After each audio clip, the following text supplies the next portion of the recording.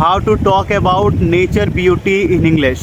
If you don't know how to talk about your favorite places or nature beauty in English, then in today's video you are going to learn it completely. But my friends, I have one doubt whether I am audible to you properly or not, because the wind is too strong and you can see it is coming from the east side. Just figure out through my hair.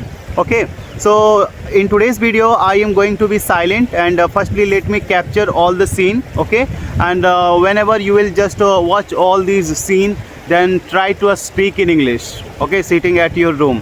But remember one thing, today I am not going to help you because you have been listening to me for a long time, but today I am going to give you opportunity. So I am going to record all my background nature beauty and you will have to talk in English. Okay, thank you so much, because I'm not properly audible today, so it will be completely useless talking. Every morning I come from this side, and after that I just enjoy the beauty of sunrise. You can see how beautiful it is. Okay, this is so amazing, it can't be described in words. So just I will be silent and you can watch.